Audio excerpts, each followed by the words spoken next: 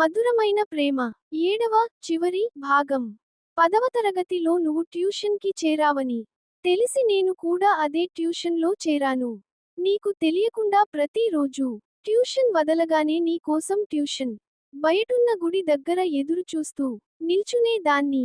చాటుగా నిన్ను చూస్తూ నాలో నేను మురిసిపోయేదాన్ని. కానీ ఒకరోజు నువ్వు నందు వెనుక వెళ్ళడం చూశాను. అప్పటి నుండి ప్రతిరోజు నువ్వు అదే గుడి దగ్గర నందు కోసం ఎదురుచూస్తూ, తను రాగానే తన వెనుక నడుస్తూ వెళ్ళిపోయేవాడివి.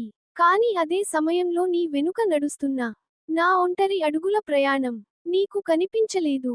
నీ ముందుకి రాలేక నీ కోసం చాటుగా ఎదురుచూసిన నా ఎదురుచూపులు నీ కంట పడలేదు. నందు విషయానికి తన తండ్రికి తెలియడంతో నువ్వు ట్యూషన్ కూడా మానేశావు. కానీ నీ కోసం నేను ట్యూషన్ మానేశాను అన్న విషయానికి నీకు తెలీదు. 10వ తరగతిలో జిల్లా ఫస్ట్ ర్యాంక్ రాగానే పట్టలేని ఆనందంతో ఆ పేపర్ను తీసుకుని నందు ఇంటికి వెళ్ళావు. కాని అదే పేపర్లో జిల్లా సెకండ్ ర్యాంక్ వచ్చిన నా ఫోటో నువ్వు చూడలేదు. కొన్ని రోజుల తరువాత నందు వాళ్ళు ఇల్లు ఖాళీ చేసి వెళ్ళిపోవడంతో వర్షంలో తడుస్తూ అదే ఇంటి ముందు నిల్చుని బోరున ఏడుస్తున్న నిన్ను చూసి దూరంగా నిల్చుని నాలో నేను కుమిలిపోయాను. ఆ తరువాత ఇంటర్ నువ్వు బాయ్స్ కాలేజీలో చేరావని తెలిసి అదే కాలేజీకి దగ్గరలో ఉన్న గర్ల్స్ కాలేజీలో చేరాను. కాలేజీ అయిపోగానే నీకు తెలియకుండా నీ వెంట రావడం, నీతో మాట్లాడాలనుకున్న మాటలన్నీ నాతో నేను మాట్లాడుకోవడం, ఏదైనా కొత్త పుస్తకం కొనుక్కోగానే మొదటి పేజీలో నా పేరు పక్కన నీ పేరు రాసుకోవడం, ఇదే ఆ వయసులో నాకు తెలిసిన ప్రేమ. తరువాత ఇంజనీరింగ్లో ఒక మంచి కాలేజీలో సీట్ వచ్చినా అది వదులుకుని నువ్వు చేరిన కాలేజీలోనే జాయిన్ అయ్యాను. కాలేజీకి వెళ్ళిన మొదటి రోజు ఒకరినొకరు పరిచయం చేసుకోమని ప్రొఫెసర్ చెప్పినప్పుడు నిన్ను పరిచయం చేసే అవకాశం ఇవ్వమని మనసులో ఆ దేవుణ్ణి వేడుకున్నాను. కానీ ఆ అవకాశం హరినికి దక్కింది. అయినా 4 సంవత్సరాలు నిన్ను చూస్తూ బతికేయొచ్చు అన్న ఆత్మ సంతృప్తితో మౌనంగా ఉండిపోయాను.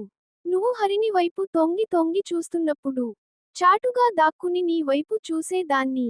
కాలేజీ అయిపోగానే హరిని కూర్చునే బస్సు దగ్గరకి వచ్చి చూపు పక్కకి తిప్పకుండా తన వైపే చూస్తూ నిల్చునే వాడివి. కాని అంతకన్నా ఎక్కువగా నిన్ను చూస్తూ కూర్చునే దాన్ని. నువ్వు కరణ్ మరియు ధనుష్లతో కలిసి మందు తాగి క్లాస్కి వస్తుంటే మిమ్మల్ని చూసి క్లాసులో ఉన్న అమ్మాయిలంతా అసహించుకునే వాళ్ళు.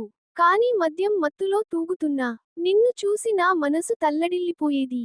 ఆ రోజు పీకల దాకా తాగి క్లాసులో హరిని ముందు వాంతులు చేసుకుని కాలేజీ నుండి సస్పెండ్ అయ్యావు చూడు. ఆ మరుసటి రోజు నుండి నేను కూడా కాలేజీకి వెళ్ళడం మానేశాను. మొదటి సంవత్సరం ఫలితాలు రాగానే కాలేజీ ఫస్ట్ వచ్చావన్న ఆనందంలో ఎగిరి గంతులులేశావు. కాని అదే నోటీస్ బోర్డ్లో కాలేజీ సెకండ్ వచ్చిన నా పేరు మాత్రం చూడలేదు. 4 సంవత్సరాలు తనకి దూరంగా ఉండాలన్న హరిని మాట విని ఆ 4 సంవత్సరాలు నన్ను నరకంలో పడేశావు. నువ్వు నా వైపు చూడకపోయిన పర్లేదు. కాని నా కళ్ళు మాత్రం నిన్ను చూస్తూనే ఉండాలి. నువ్వు లేని చోటు నాకు నరకం. అలా నిన్ను చూడకుండా ఆ 4 సంవత్సరాలు నరకం చూశాను. నాకు ఎటువంటి కష్టమొచ్చినా, బాధొచ్చినా మనసులో నీ పేరే తలచుకునే దాన్ని. కార్తీక్ అనే 3 అక్షరాల పదం నాకొక ధైర్యం. హరినికి మాటిచ్చినట్టే 4 సంవత్సరాలు నువ్వే కాలేజీ ఫస్ట్ వచ్చావు. నేను కింద మిగిలిపోయాను. ఫేర్వెల్ డే రోజు హరినిను వెతుక్కుంటూ వచ్చిన నిన్ను చూడగానే ఒక్కసారిగా నా కళ్ళలో ఏదో తెలియని భావోద్వేగం. కాని ఆ రోజు కాలేజీ వెనుక హరినితో నువ్వు మాట్లాడిన మాటలు వినగానే నా మనసు ద్రవించిపోయింది. నిన్ను వదిలి వెళ్ళిపోతున్న హరిని నువ్వు వెనుక నుండి హత్తుకోగానే ఆ దృశ్యాన్ని చూడలేని నా కళ్ళను గట్టిగా మూసుకుని అక్కడే ఒక మూల కూర్చుని గుండెలు పగిలేలా ఏడ్చేశాను. నా ఒంటరి ప్రేమను, నా ఒంటరి కన్నీళ్లను నా మనసులోనే దాచుకుని బరువెక్కిన హృదయంతో అక్కడి నుండి వెళ్ళిపోయాను. ఆ తరువాత కొన్ని రోజులకు మా నాన్నగారు అరకుకి ట్రాన్స్ఫర్ అయ్యారు. కాని నువ్వు ఒక పెద్ద సాఫ్ట్వేర్ కంపెనీలో జాబ్లో జాయిన్ అయ్యావని తెలిసి నేను కూడా ఎంతో కష్టపడి అదే కంపెనీలో జాబ్ తెచ్చుకున్నాను. నువ్వు హరినిను మరచిపోయి మేఘనతో హ్యాపీగా ఉండడం చూసి ఎంతో సంతోషపడ్డాను. ప్రతిరోజు మేఘన కోసం నువ్వు ఎదురు చూసే కాఫీ షాప్లోనే నీ కోసం ఎదురు చూసే దాన్ని. ఆ కాఫీ షాప్లో కూర్చుని చాటుగా నిన్ను చూస్తూ నాలో నేను మురిసిపోయే దాన్ని. ఆఫీసులో మేడం మేడం అంటూ నువ్వు మేఘన చుట్టూ తిరుగుతుండడం చూసి నవ్వుకునే దాన్ని. మేఘనకు నువ్వు దగ్గరయ్యే కొద్దీ నాలో ఏదో తెలియని బాధ మొదలైంది. నీ గతం గూర్చి నువ్వు మరచిపోయేలా చేసి నిన్ను హ్యాపీగా బతికేతట్టు చేసిన మేఘన మీద నాకు చాలా గౌరవం ఏర్పడింది. కాని మేఘన నిన్ను వదిలి ఆస్ట్రేలియా వెళ్ళిపోతోందని తెలియగానే నువ్వు ఆ కాఫీ షాప్లో నీ కార్ పార్కింగ్ వద్దకు వచ్చి గుండెలు పగిలేలా ఏడుస్తున్నప్పుడు ఒక్కసారిగా నా ప్రాణం తల్లడిల్లిపోయింది. నిన్ను ఆ పరిస్థితుల్లో చూసి తట్టుకోలేకపోయాను. అదే క్షణంలో మేఘన నుండి నీకు కాల్ రావడంతో నువ్వు అక్కడి నుండి వెళ్ళిపోయావు. నువ్వు వెళ్ళిన 2 నిమిషాలకే నాకు మా నాన్న నుండి కాల్ వచ్చింది. అమెరికా నుండి వచ్చిన మా నాన్న స్నేహితుడి కొడుక్కి మరో 4 రోజుల్లో నన్ను ఇచ్చి పెళ్లి చేయాలని, ఆ తరువాత అతనితో పాటే నన్ను కూడా అమెరికాకు పంపుతున్నట్లు మా నాన్న నాతో చెప్పాడు. వెంటనే బయలుదేరి అరకు రమ్మని మా నాన్న చెప్పిన మాటలు వినగానే ఒక్కసారిగా నా గుండె ఆగినట్లయింది. ఇన్ని సంవత్సరాలుగా నిన్ను నా మనసులో పెట్టుకుని ఆరాధించిన నేను ఇంకొకరికి భార్యగా వెళ్ళాలన్న ఆలోచన నన్ను కుంగదీసింది. ఎలా అయినా నీతో మాట్లాడాలని, నా ప్రేమ గూర్చి నీతో చెప్పాలని నీ ఫ్లాట్కి వచ్చాను. కానీ మేఘన దూరమైన బాధను తట్టుకోలేక నువ్వు మందు తాగుతూ మద్యం మత్తులో స్పృహ తప్పి పడిపోయి ఉన్నావు. అందుకే ఒక ఉత్తరాన్ని రాసి దాన్ని ఒక పోస్ట్ కవర్లో పెట్టి కింద వాచ్మెన్ చేతికి ఇచ్చి వచ్చాను. ఇన్ని సంవత్సరాల నా ప్రేమలో మిగిలిన నా చివరి ఆశ ఆ ఉత్తరం మాత్రమే. అదే నిన్ను ఇక్కడి దాకా వచ్చేలా చేసింది. అస్సలు నా జీవితంలో ఇలాంటి ఒక్క క్షణం వస్తుందనుకోలేదు కార్తీక్. నీ ఎదురుగా నిలబడి నీతో ఇలా మాట్లాడడం ఇప్పటికీ నాకు కల లాగే ఉంది. ఎందుకంటే 25 ఏళ్ల నా జీవితం మొత్తం పగటి కలలతోనే గడచిపోయింది. ప్రతి పగటి కలలోనూ నీ ఆలోచనలే, నీ జ్ఞాపకాలే. ఎదురుగా నువ్వు లేకపోయినా నీతో మాట్లాడుతున్నట్టు నాలో నేను మాట్లాడుకోవడం, నాలో నేను నవ్వుకోవడం, నాలో నేను ఆనందపడడం. చిన్నప్పటి నుండి ఇప్పటి వరకు నీ ఎదురుగా వచ్చి నీతో మాట్లాడలేకపోవడానికి కారణం ఏంటో తెలుసా? నీ మీద నాకున్నది ప్రేమ కాదు, ఆరాధన. ఆ ఆరాధనను నీకు తెలిపే మార్గం తెలియక చాటుగా ప్రేమించాను, చాటుగా సంతోషించాను, చాటుగా ఏడ్చాను. నువ్వు ఐశ్వర్యతో ఆడుకునేటప్పుడు దూరం నుండి చూస్తూ మురిసిపోయాను. ట్యూషన్ బయట నందు కోసం ఎదురు చూస్తున్నప్పుడు నిన్ను చూస్తూ ఒంటరిగా నిల్చుండిపోయాను. హరిని ప్రేమ కోసం నువ్వు పరితపిస్తోంటే అది చూసి తట్టుకోలేని నా మూగ ప్రేమ నన్ను వెక్కిరించింది.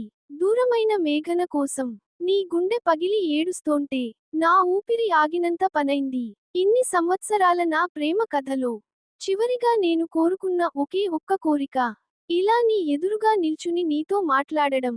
ఆ ఒకే ఒక్క ఆశతోనే ఆ ఉత్తరం రాశాను. ఆ ఆశ ఊపిరి పోసుకుని నిన్ను ఇక్కడికి చేర్చింది. నా పేరు వేదిక.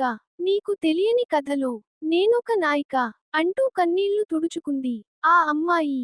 ఆ అమ్మాయి మాటలు వినగానే కార్తీక్ చుట్టూ భరించలేని మౌనం తాండవం చేస్తోంది. కార్తీక్ నోటి నుండి ఒక్క మాట కూడా రావడం లేదు. కొన్ని క్షణాల తరువాత కార్తీక్ కళ్ళ నుండి ఒక్కొక్క కన్నీటి బొట్టు కిందకి రాలుతున్నాయి. ఆ కన్నీటిని ఆపుకుంటూ వేదికతో మాట్లాడడానికి ప్రయత్నిస్తున్నాడు కార్తీక్. కానీ తన వల్ల కావడం లేదు. చూడు కార్తీక్, 25 ఏళ్ల జీవితంలో మొదటిసారి నీ కళ్ళలోకి చూస్తూ నీ ఎదురుగా నిల్చున్నాను. కానీ నీ కళ్ళలో నీళ్లు చూస్తే నా మనసు తట్టుకోలేదు అని వేదిక చెప్పగానే ఒక్కసారిగా ఏడుపు ఆపి మౌనం వీడి నోరు విప్పాడు కార్తీక్. 25 ఏళ్ల జీవితంలో నలుగురిని ప్రేమించాను. ఐశ్వర్య, నందు, హరిణి, మేఘన. ప్రతి ప్రేమకథలోనూ నా ప్రేమ చాలా గొప్పది, నా ప్రేమ చాలా స్వచ్ఛమైనది, నా ప్రేమ చాలా విలువైనది అనుకునేవాణ్ణి. ఓడిపోయిన ప్రతిసారి ఏడ్చేవాణ్ణి, జ్ఞాపకాలను దాచుకుంటూ ముందుకు సాగేవాణ్ణి. అలా సాగుతున్న నా ప్రయాణం చాలా దూరం తరువాత అలసిపోయింది. అందుకే మిగిలిన జ్ఞాపకాలను ఇక్కడే వదిలేసి నా ఊపిరి తీసుకోవాలనుకున్నాను. సరిగ్గా అదే సమయంలో నీ ఉత్తరం నన్ను ఆపింది. నిన్ను వెతుక్కుంటూ వచ్చేలా చేసింది. కానీ నువ్వు చెప్పిన నా చుట్టూ జరిగిన కథ, నాకు తెలియని కథ, నా కళ్ళు తెరిపించింది. నా జీవితంలోకి వచ్చిన నలుగురు వ్యక్తుల్ని నేను కేవలం ప్రేమించాను. కానీ నువ్వు 25 సంవత్సరాలుగా ఒకే వ్యక్తిని ఆరాధించావు. నువ్వు ప్రేమిస్తున్న వ్యక్తి ఇంకొకర్ని ప్రేమిస్తున్నాడని తెలిసినా కూడా అతని మీద ఉన్న ప్రేమను చంపుకోలేదు. ఇన్ని సంవత్సరాలుగా అతనే నీ సర్వస్వంగా, అతనే నీ జీవితంగా భావించి, అతనికి తెలియకుండా ఒంటరిగా ప్రేమించావు. ఆ బాధను ఒంటరిగా భరించావు. నాకు తెలిసినంతవరకు ఈ ప్రపంచంలో నీకంటే గొప్ప ప్రేమ మరొకటి ఉండదు. నీ ప్రేమ చాలా స్వచ్ఛమైనది. నీ ప్రేమ చాలా విలువైనది. నీ ప్రేమ చాలా అరుదైనది. అలాంటి ప్రేమను పొందడానికి నేను ఎన్ని జన్మల అదృష్టం మూటకట్టుకున్నానో. నా ప్రేమలో ఒక స్వార్థం ఉంది. గెలవాలన్న ఆరాటం ఉంది. కానీ నీ ప్రేమ నిస్వార్థమైనది. అందుకే చావు చివరంచుల దాకా వెళ్ళిన నన్ను తిరిగి ఇక్కడి దాకా తీసుకువచ్చింది. చూడు వేదిక, ఒక వ్యక్తిని ఇంతగా ప్రేమించడం ఎవరి వల్ల కాదు. నువ్వు నన్ను ప్రేమించినంత ప్రేమను నీకు పంచుతానో లేదో తెలియదు కానీ, ఈ క్షణం నుండి వేదిక అనే మూడక్షరాల పక్కన కార్తీక్ అనే మూడక్షరాలు మరణం వరకు తోడుగా ఉంటాయని ప్రమాణం చేస్తున్నాను అని కార్తీక్ చెప్పగానే ఒక్కసారిగా పరిగెడుతూ వచ్చి కార్తీక్ ను గట్టిగా హత్తుకుని బోరున ఏడుస్తోంది వేదిక. గాలి కూడా చేరనంతలా వేదికను తన కౌగిట్లో బంధించి, తన చేతి వేళ్లతో వేదిక తలను నిమురుతూ, ఆమె కళ్ళ నుండి వస్తున్న కన్నీటిని తుడిచి, ఆమె నుదుటి మీద చుంబన సింధూర సంతకం చేశాడు కార్తీక్. ఆ క్షణం వేదిక కళ్ళలోకి చూస్తూ, అవును వేదిక, ఒకవేళ ఆ ఉత్తరం నేను చదవకపోతే ఇక్కడి దాకా వచ్చే వాణ్ణి కాదు. అప్పుడు నువ్వు మీ నాన్న చెప్పిన అబ్బాయిని పెళ్లి చేసుకుని సంతోషంగా ఉండేదానివా అని అడిగాడు కార్తీక్. నువ్వు రావడం ఒక 10 నిమిషాలు ఆలస్యం అయినా ఈ పాటికి నేను ఇక్కడున్న పూల తోటలో వాడిపోయిన ఒక పువ్వుగా మిగిలిపోయేదాన్ని అంటూ ఎదురుగా ఉన్న పాయిజన్ బాటిల్ చూపించింది వేదిక. అంతే, ఒక్కసారిగా వేదిక తలను తన గుండెల మీద పెట్టుకుని చిన్న పిల్లాడిలా ఏడుస్తున్నాడు కార్తీక్. పిచ్చిదానివా వేదిక, నీలాంటి అమ్మాయి చనిపోతే అస్సలు ప్రేమ అనే పదానికే అర్థం ఉండదు అంటూ వేదిక కళ్ళలోకి కళ్ళు పెట్టి చూస్తూ నిల్చున్నాడు కార్తీక్. అవును కార్తీక్, పిచ్చే. చిన్నప్పటి నుండి నువ్వంటే నాకు పిచ్చి. ఈ వేదిక పక్కన నిల్చునే అర్హత కార్తీక్ కు తప్ప మరెవ్వరికీ ఉండకూడదు అంటూ కన్నీళ్లు తుడుచుకుంది వేదిక. వేదిక, ఒక్కసారి నా కళ్ళలోకి చూడు అని కార్తీక్ చెప్పగానే నెమ్మదిగా తల పైకి ఎత్తుతూ కార్తీక్ కళ్ళలోకి కళ్ళు పెట్టి చూస్తూ నిల్చుంది వేదిక. కార్తీక్ కూడా వేదికను కొంచెం ముందుకి లాక్కుని తన ప్రేమనంతా తన కళల్లో చూపిస్తూ, వేదిక, పే అళ్ళాట ఆడుకుందామా అని అడగ్గానే ఆగిపోయిన పూల వర్షం మళ్లీ కురుస్తోంది.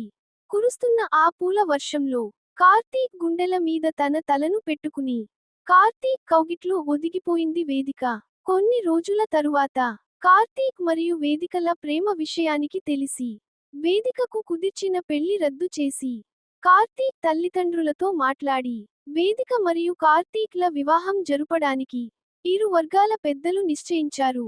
వేదిక వెడ్స్ కార్తీక్. ప్రకృతి పరిచిన పందిరి మధ్య ఉదయిస్తున్న సూర్యుడి సాక్షిగా బాజా భజంత్రీలు మోగుతున్న వేళ వివాహ విందు భోజనాలు గుమగుమలాడుతుండగా బంధుమిత్రుల ఆత్మీయ పలకరింపులతో రంగురంగుల పూలతో అలంకరించబడ్డ పెళ్లివేదిక స్వాగతం పలుకుతుండగా బంగారు బొమ్మ రావేమే పందిట్లో పెళ్లి జరిగేనే, బంగారు బొమ్మ రావేమే పందిట్లో పెళ్లి జరిగేనే అంటూ నెమ్మదిగా అడుగులో అడుగు వేసుకుంటూ పెళ్లివేదిక మీదకు చేరుకుంది వేదిక.